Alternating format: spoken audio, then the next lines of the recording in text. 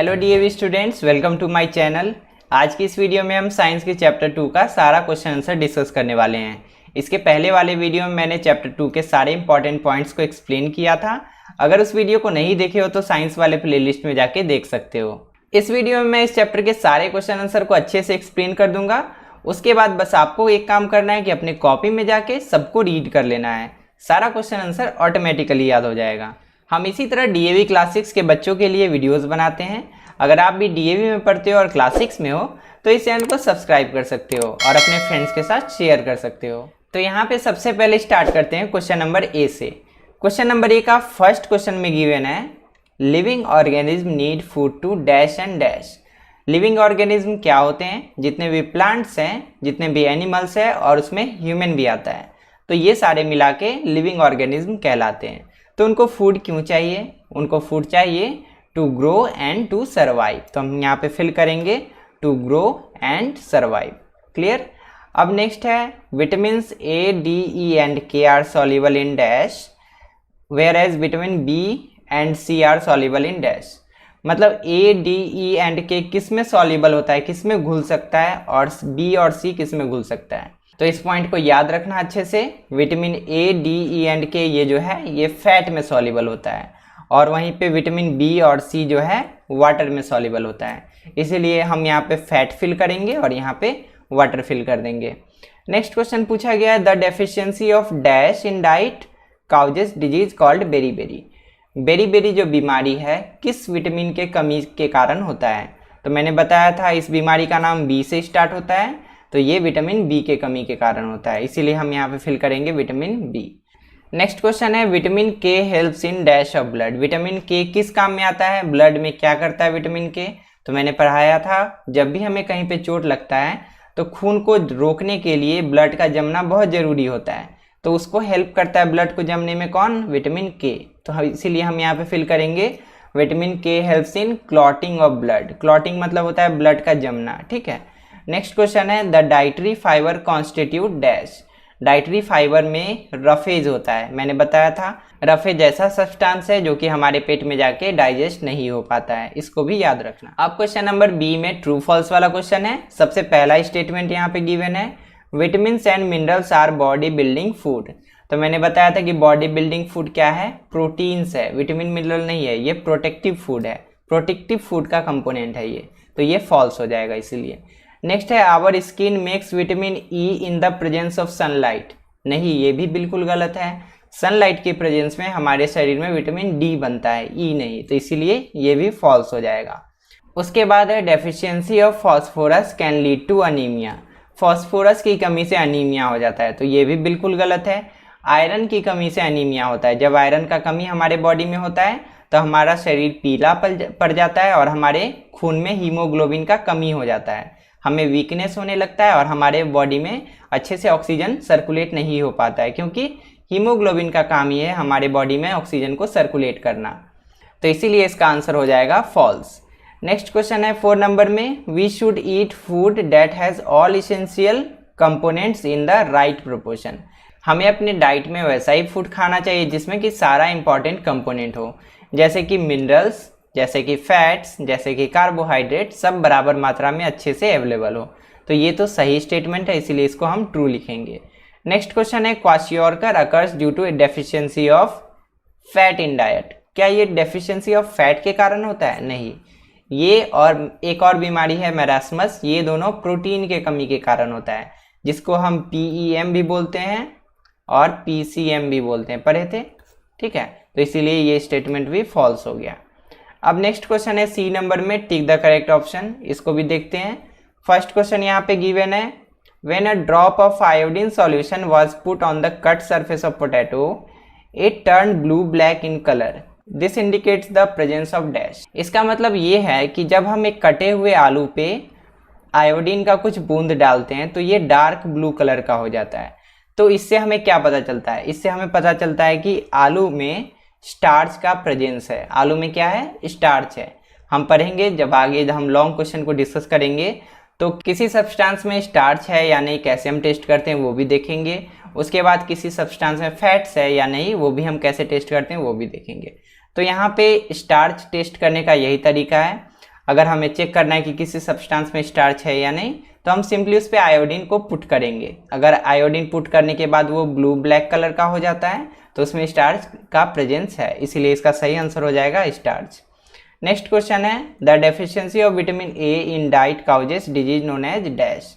Vitamin A की कमी से कौन सा डिजीज हो जाता है, तो यह है नाइट ब्लाइंडनेस। आंख कमजोर हो जाता है विटामिन ए की कमी से, इसीलिए बोला जाता है ना कि अगर आंख को तेज करना है तो ऐसा फूड खाओ जिसमें विटामिन ए हो।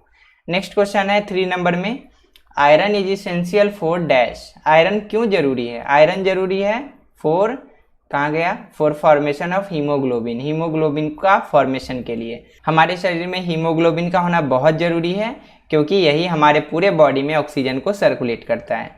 नेक्स्ट क्वेश्चन है 4 नंबर में, इसका तो आंसर हो गया ये formation of haemoglobin. 4 number question में है, a child who has bow legs is suffering from the deficiency disease known as.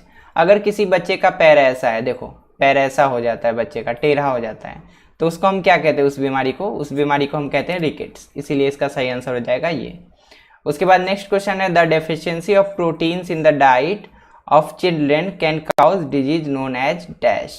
अगर प्रोटीन का कमी होता है अगर डाइट में तो कौन सा बीमारी होता है, तो इस बीमारी का नाम है क्वाशियोरकर, ये सही आंसर हो जाएगा इसका। तो इस तरह से हमने सारे ऑब्जेक्टिव क्वेश्चन को डिस्कस कर लिया। अगर सब कुछ समझ में आ रहा है तो वीडियो को लाइक कर देना, और अगर हो सके तो अपने क्लासमेट के साथ शेयर भी कर देना। तो सबसे पहले डी नंबर से स्टार्ट करते हैं। पहला क्वेश्चन यहाँ पे गिवन है, name the important sources of our food. Food का इम्पॉर्टेंट सोर्सेस क्या है?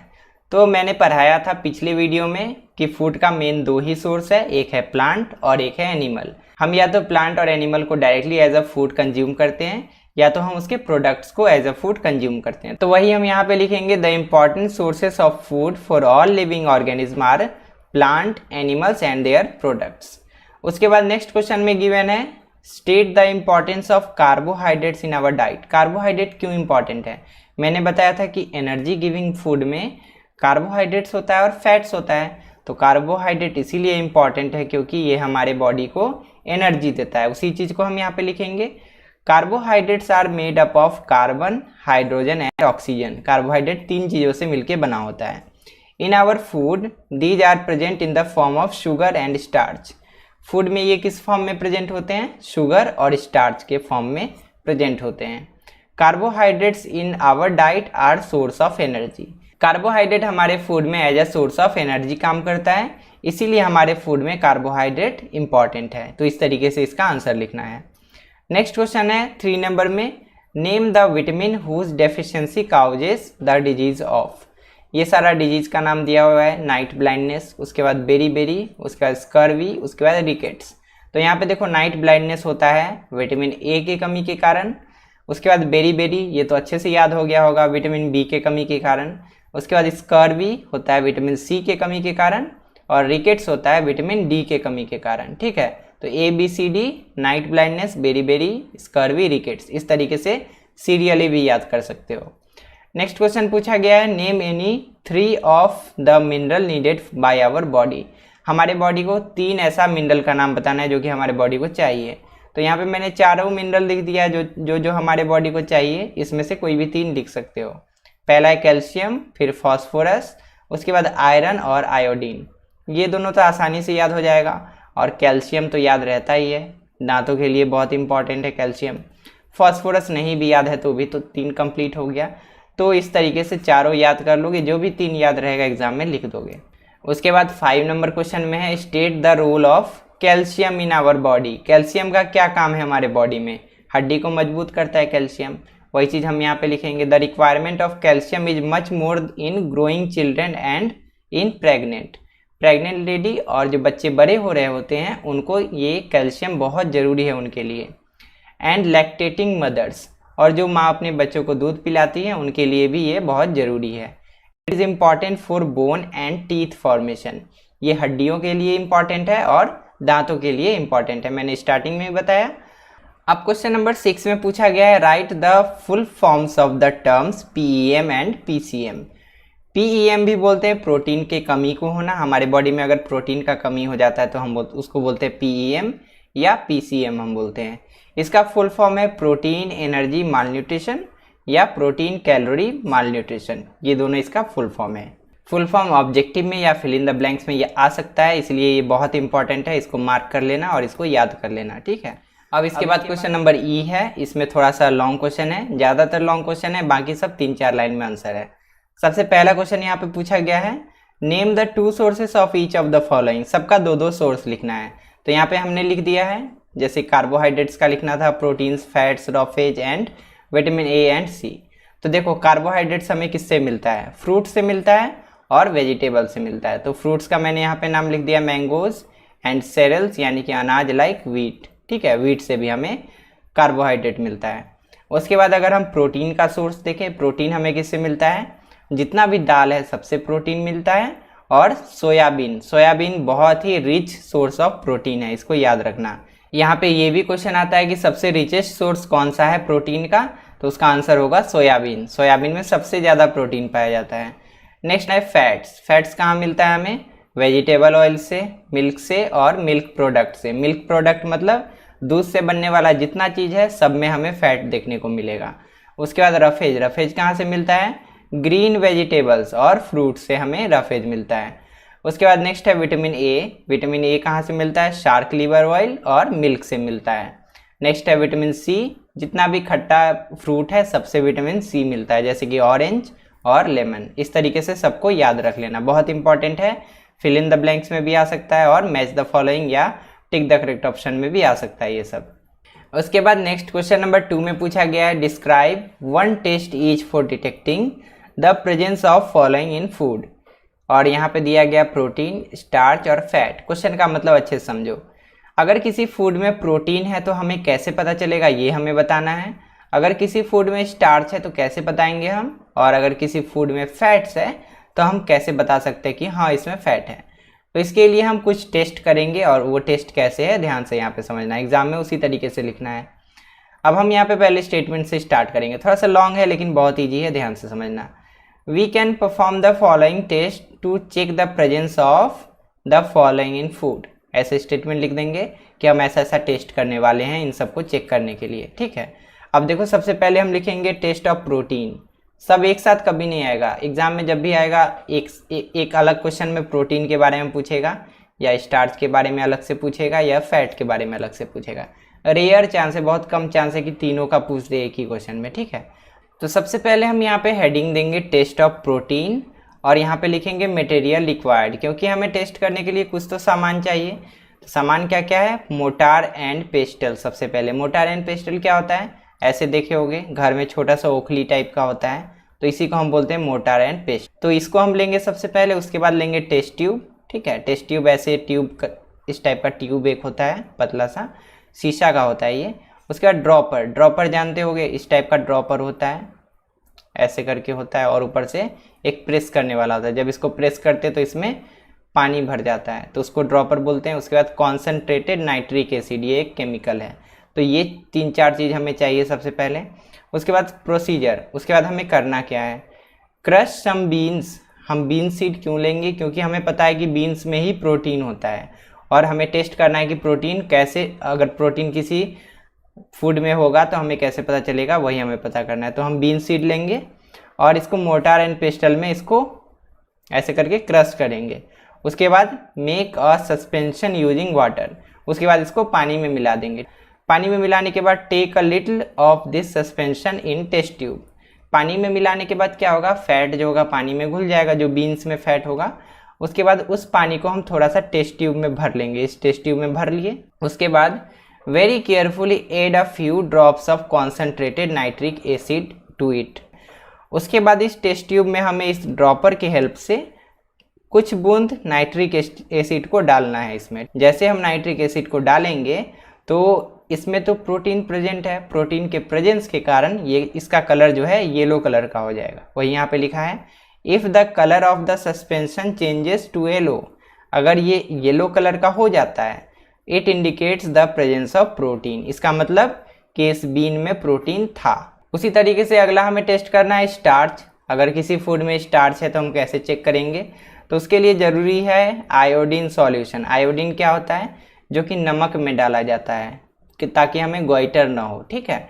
तो आयोडीन सॉल्यूशन लिक्विड जैसा आता है उसको हम लेंगे। उसके बाद एक टेस्ट ट्यूब लेंगे। टेस्ट ट्यूब मैंने बताया इस तरीके का एक ट्यूब होता है शीशा का जिसके आर पार दिखाई देता है। टेस्ट ट्यूब लेंगे और एक ड्रॉपर लेंगे। ड्रॉपर यहाँ देखो थोड़ा सा अच्छे से बनाते हैं ड्रॉपर, ऐसे करके ड्रॉपर होता है। देखे होगे बच्चा लोग को दवाई खिलाने के लिए होता है ऐसे ड्रॉपर। इसमें यहाँ पे छोटा सा होल होता है और जब इसको प्रेस करोगे तो इधर दवाई चला जाता है इसमें, तो उसी को हम ड्रॉपर बोलते हैं। तो ये तीनों चीज़ लेंगे। उसके बाद प्रोसीजर क्या है, take the material which is to be tested, मतलब जिस मटेरियल को हमें टेस्ट करना है कि स्टार्च है या नहीं उसको हम लेंगे। Add iodine solution with the help of a dropper, और उसमें हम थोड़ा सा आयोडीन का सॉल्यूशन डालेंगे। If it turns blue black, अगर वो ब्लू ब्लैक कलर का हो जाता है इसका मतलब है कि उसमें स्टार्च है। बहुत सिंपल है। पिछले वाले में था कि अगर येलो हो जाता है तो प्रोटीन है, इसमें हो गया कि अगर ब्लू ब्लैक हो जाता है, ब्लू ब्लैक देखो ये जो स्लाइड का कलर है ना ये ब्लू ब्लैक है, ऐसा ही अगर हो गया तो उसमें स्टार्च है। ठीक है, उसके बाद वही लिखा है it indicates the presence of starch, एकदम सिंपल है। उसी तरीके से हम फैट का टेस्ट करेंगे। किसी फूड में फैट है या नहीं कैसे पता लगेगा, उसके लिए रिक्वायर्ड है बस एक पेपर। सिंपली हमें एक पेपर का रिक्वायरमेंट है और कुछ नहीं, कोई केमिकल नहीं चाहिए। जो भी फूड हमारे पास होगा वही यहाँ पे लिखा है take a given food item and rub it on a dry paper. जो भी फूड में हमें चेक करना है कि इसमें फैट है या नहीं उसको हमें सिंपली लेना है और पेपर पे रब करना है। If fat is present in it, it will leave a translucent mark on the paper. अगर उसमें फैट रहा होगा तो पेपर ट्रांसल्यूसेंट हो जाएगा। ट्रांसल्यूसेंट मतलब पेपर के आर पार तो नहीं दिखता है, लेकिन जितना एरिया में तुम रब करोगे ना उतना एरिया में हल्का हल्का आर पार दिखने लगेगा। जैसे पेपर पे अगर कभी समोसा खाए हो तो अगर देखे होगे कि पेपर के आर पार दिखने लगता है, तो इस केस में हमें पता चलता है कि समोसा में जो ऑयल है उसमें फैट है, इसी कारण पेपर ट्रांसल्यूसेंट हो गया। बस यही सिंपल था, इस तरीके से इस क्वेश्चन को आंसर करना था। अब क्वेश्चन नंबर 3 में पूछा गया why do we need proteins and how do they affect our health. Protein हमें क्यों चाहिए और ये हमारे हेल्थ को कैसे अफेक्ट करता है। तो इसका आंसर हम सिंपली लिखेंगे proteins help in building up the developing tissue of a growing child.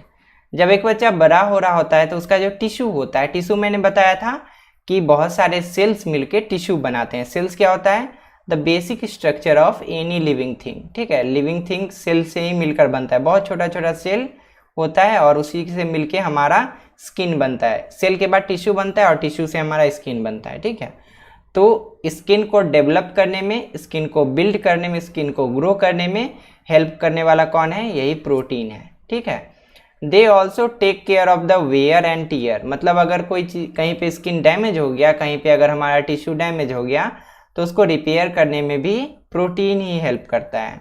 Of the body tissue at all ages, पूरे जिंदगी में बचपन से लेकर बुढ़ापा तक हर एज में प्रोटीन इसमें हेल्प करता है हमारे टिश्यू को रिपेयर करने में।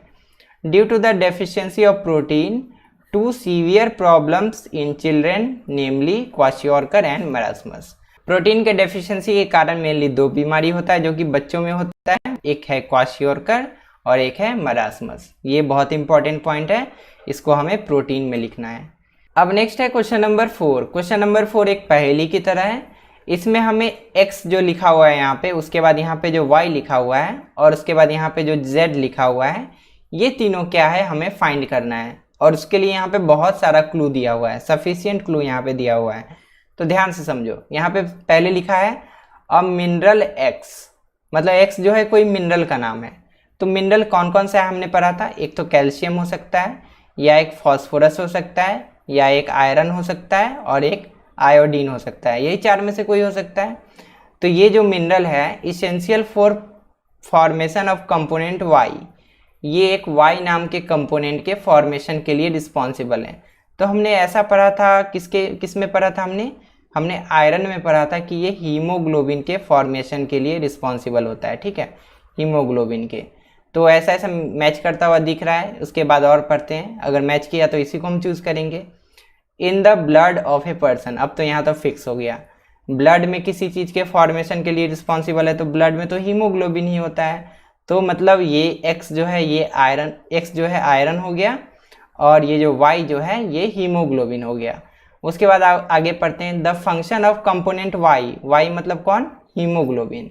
इसका काम है to transport oxygen in the body, इसका काम है बॉडी में ऑक्सीजन को ट्रांसपोर्ट करना, तब तो पक्का ये कौन है, हीमोग्लोबिन ही है। वाई मतलब हीमोग्लोबिन, पक्का हो गया। अब उसके बाद देखो the deficiency of mineral x, अगर इसका डेफिशिएंसी हो जाता है मतलब आयरन का अगर डेफिशिएंसी हो जाता है इन the diet of a person causes the disease Z.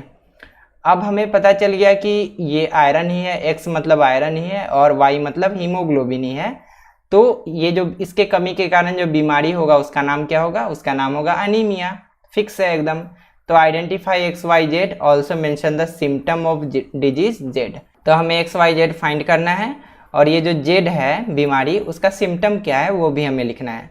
तो हमने क्वेश्चन को पढ़ते पढ़ते ही सॉल्व कर दिया। अब देखो आंसर कैसे लिखना है। From the above clues given we can conclude X is iron. हमने बताया, अभी मैंने बताया एक्स आयरन क्यों है। एक्स आयरन है is essential for formation of component Y. X iron ही हो सकता है क्योंकि वही एक दूसरे चीज़ के फॉर्मेशन के लिए रिस्पॉन्सिबल होता है। उसके बाद वाई, ये जो वाई है वो क्या है, वो हीमोग्लोबिन है। Haemoglobin that transport oxygen to the body, oxygen को ट्रांसपोर्ट करने वाला हीमोग्लोबिन ही है, इसीलिए वाई मतलब हीमोग्लोबिन। उसके बाद जेड, जेड क्या है, जेड ऐसा डिजीज है जो कि एक्स के कमी के कारण होता है, मतलब आयरन के कमी के कारण होता है। तो ये कौन है, anaemia. Anaemia caused by the deficiency of x that is iron. एकदम क्लियर हो गया।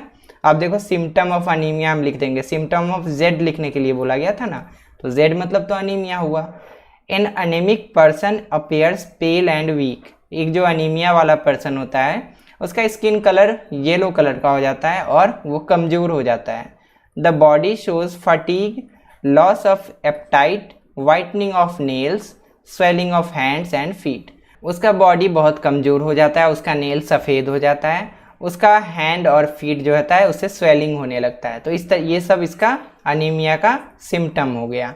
तो इस तरीके से इस क्वेश्चन का आंसर लिखना है। क्वेश्चन तो यहाँ पे अब 5 नंबर क्वेश्चन में पूछा गया deficiency of iodine is more common in mountainous reason. पहाड़ी एरिया में आयोडीन का कमी बहुत ज़्यादा पाया जाता है लोगों में, ऐसा क्यों है पूछा गया है। तो ये बहुत सिंपल रीज़न इसका है, आयोडीन पाया जाता है नमक में। तो जो लोग समुद्र के किनारे रहते हैं, जैसे कि ऐसे हमारा इंडिया का निचला पार्ट है, यहाँ पे पूरा समुद्र है, तो जो लोग इस एरिया में रहते हैं ना, वो लोग ज़्यादातर सी फूड खाते हैं, समुद्र से निकला हुआ मछलियों को खाते हैं, केकड़ा खाते हैं, ये सब खाते हैं वो लोग।